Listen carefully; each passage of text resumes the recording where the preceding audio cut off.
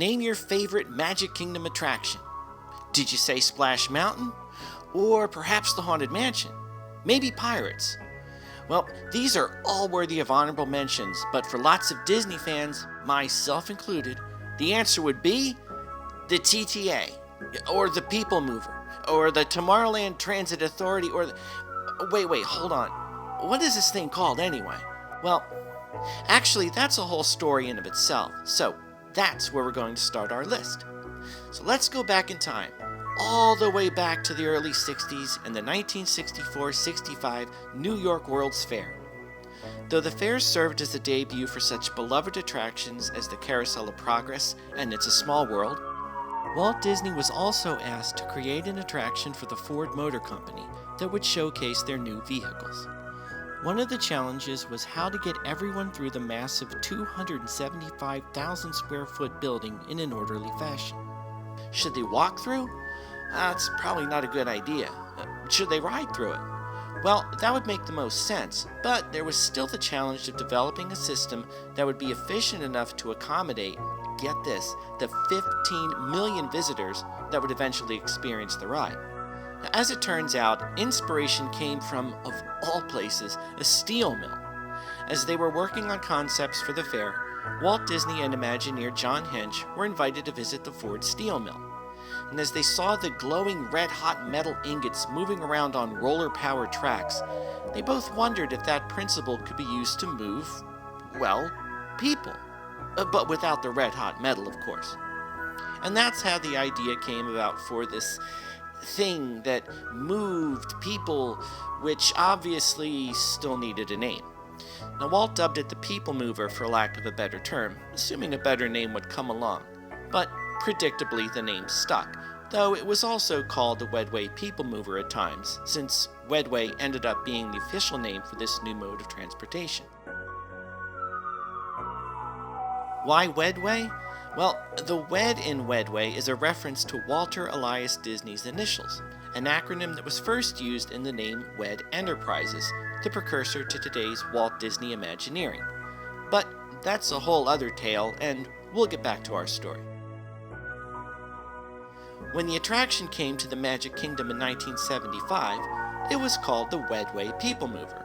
But when Tomorrowland got an extensive refurbishment in 1994, a whole new backstory was created that put you in the heart of a bustling intergalactic metropolis. The PeopleMover, which was originally intended to give you a real world tour of Tomorrowland, was now reimagined as the means of traveling to the different areas of this fictional world of the future, where people weren't the only ones riding about. Yep, watch out for those tentacles. What tentacles? Don't worry, we'll get back to them later. And so the name was changed to the Tomorrowland Transit Authority, or TTA for short. And not to confuse matters more, but the attraction was also referred to as the TTA Metroliner in the attraction's narration. Now, 15 years later, the word PeopleMover was quietly added back to the attraction's name, and it continues to officially be known today as the Tomorrowland Transit Authority PeopleMover. So by our count, that's 6 names, and we haven't even mentioned the Goodyear PeopleMover, but we'll save that for another time. For us, we're just going to call it the TTA, mostly because saying the full name over and over will turn this into a 2-hour episode at best. So how does this transportation system of the future work anyway? Well, don't worry, molten ingots of steel aren't involved, but the conveyor principle is pretty much the same. You might think that the TTA is propelled by wheels riding along the track underneath your car, much like the monorail. And indeed, that's how the Disneyland version of the PeopleMover is powered. Well, the tires are actually on the track and not on the car, but it's the same principle. And incidentally, those were Goodyear tires, which explains the other name we mentioned earlier. However, on the Magic Kingdom version, the TTA uses a system powered by a series of linear synchronous motors. Simple, right? Okay, I admit it doesn't sound simple, but don't worry, it's really not that complicated. Basically, the system consists of a series of powerful electromagnets embedded in the track that are switched on and off in sequence. As your car approaches, the magnet underneath your car turns on, and propels your vehicle forward. Simple, right? And since the TTA has no moving parts, the entire system is clean and quiet, and it's so efficient that even if 20% of the magnets failed, the attraction would still run properly. But how fast are you going? Well, it depends. The innovative propulsion system allows the attraction to run at different speeds at different locations. For instance, when you board, the cars are moving along at a leisurely 1.8 miles per hour. But when you exit the Rocket Tower Plaza, you'll speed up to a brisk 7 miles per hour, which surprisingly is about the same speed that your race cars travel on the Tomorrowland Speedway. So as we set off on our journey, let's take a look at the attraction's backstory. Though the narration of today basically takes you on a real-world tour of Tomorrowland, the previous narration took you on the Super Skyway Tour that departed from the Rocket Tower Plaza Station. Sites along the way included the Tomorrowland Metro Retro Historical Society, the Interplanetary Convention Center, which we'll get back to in a moment, the Tomorrowland Superhighway, or the Tomorrowland Speedway, the League of Planets Astro Obelisk, or the Astro Orbiter, the Transportarium, the Metropolis Science Center, which is now home to the Monsters, Inc. Laugh Floor, and finally back to Rocket Tower Plaza. Now, back to the convention center. According to the backstory, your TTA vehicles, called Metroliners as we mentioned earlier, were part of a fictional transportation system comprised of 3 different lines. The Blue Line, or the local line, this is the one we're traveling on now. The Red Line, which could transport Tomorrowland residents anywhere in the galaxy, and finally the Green Line, which took you to the outlying hoverburbs. Now inside the Interplanetary Convention Center, you'll find a scene showing the red and green lines, as well as some of the local residents boarding their vehicles. For us, we're just going to stay on the blue line, since we have a fast pass coming up for Space Mountain.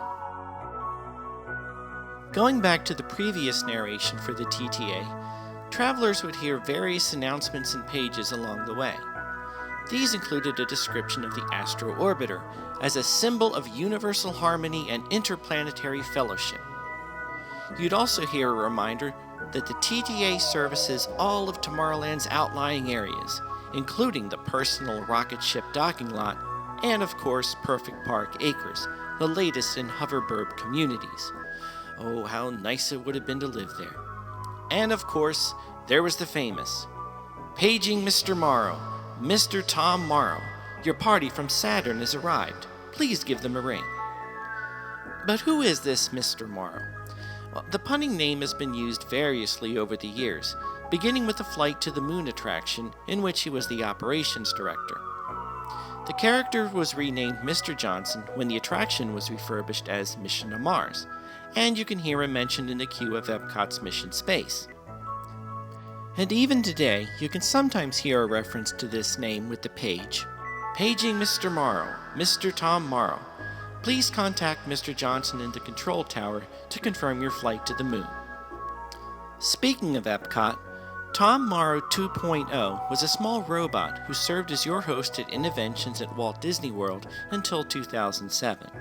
But whoever he is, we're all glad that he's back on the TTA, though his friends from Saturn must surely be getting impatient.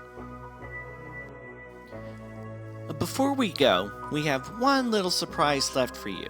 You remember those tentacles we mentioned earlier? Well, in addition to the mention of Tom Morrow, there was another infamous page that was more of a safety warning.